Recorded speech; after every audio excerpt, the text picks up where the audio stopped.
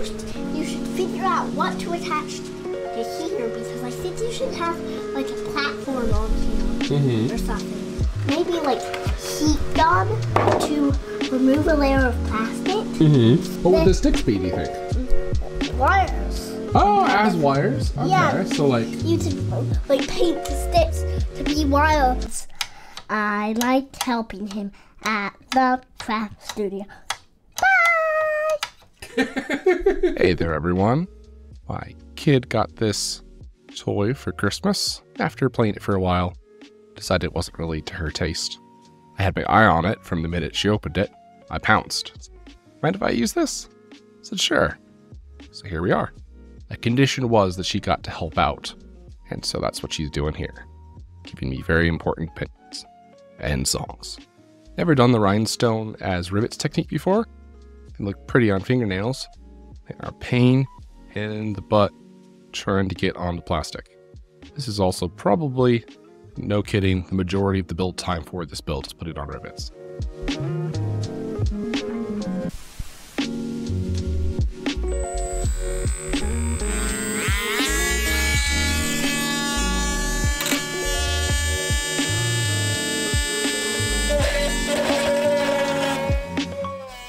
Originally, I intended to relocate this cab and make it look more modern.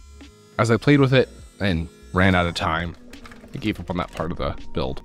Opted for more room to walk around instead. I'd heard puffy paint as an idea for doing rivets. I wasn't really pleased with the way it looked, but I did find that it made a really good gap filler. And also, if it worked within the correct way, kind of looked like a sloppy weld. So I was happy with how that worked out. Hadn't beat it acrylic paint, you could just wipe it off with your finger, which was convenient. Overall, this plastic was just terrible to work with. It won't cut, the Dremel just melts the plastic. It takes so much work to get anything to glue onto it. I washed it and sanded parts that I tried to super glue. Still takes forever for it to actually get a grip.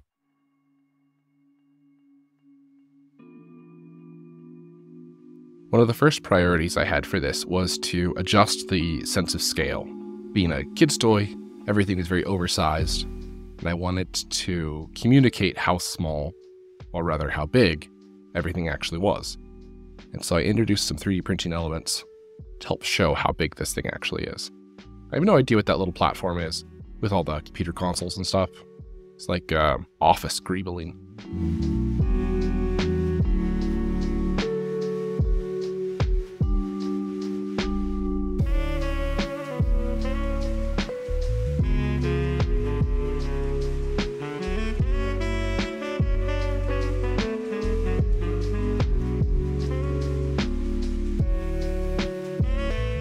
I couldn't have been more pleased with this paint job.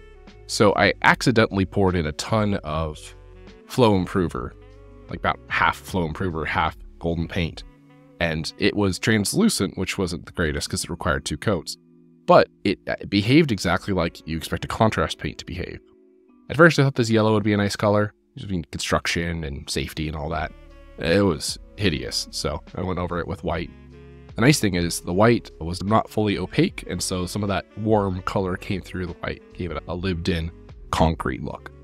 And here's where everything really took off for me. So I've been following mini painting tutorials and watching mini painting content, trying to get a better idea of how to be a good painter. And one of the things that I saw come up was the concept of, what do they call it? The essential idea was, normally when you shade, like your highlights or your lowlights, at least in my experience, to do the lowlights or the shadows, you add more black, and to make the highlights, you add more white. So you just adjust the value, you don't actually change the color any.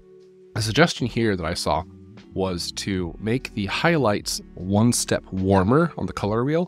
If you look on the color wheel and imagine going 1 step closer to yellow and red from wherever color you're starting off with, and increase the white. And for the shadows to go 1 step colder on the color wheel and increase the black. The way I did this here was the first coat I did in a relatively dark blue. Didn't end up liking it that much, so I overcoated that with a teal.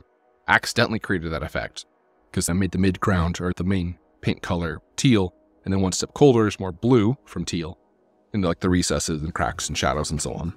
Realizing that I had done that, I put on a translucent spray paint that is yellow, which is 1 step up from teal on the warm scale, and I couldn't be more happy with the way it turned out. It felt like a cool, actual miniature painted thing instead of a slapped on terrain painter painted thing.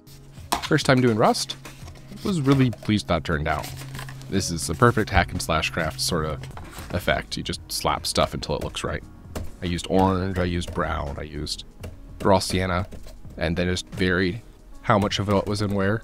It helps to conceptualize the orange is new rust, and the darker colors are old rust or more deep rust. So you can think about what sort of damage it received. Also where it receives damage, so obviously the place where it's going to get more water, or have more things hit it to knock off the paint, have more rust.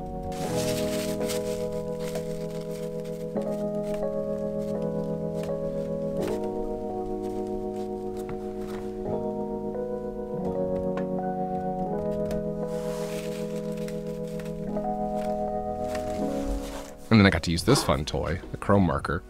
Very hard not to use it everywhere, but I tried to just mainly use it in areas where I was concerned there wasn't enough contrast between the edges and the surface of material.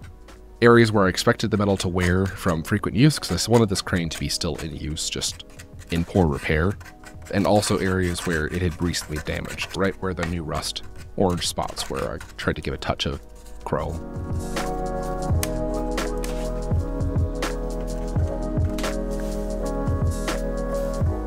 Little doggy bones make a good safety flooring, adding some wear to the crane where it rotates. And that's it.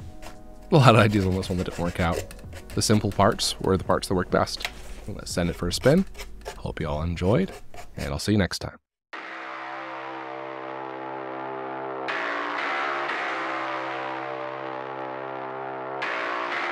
Get jumping.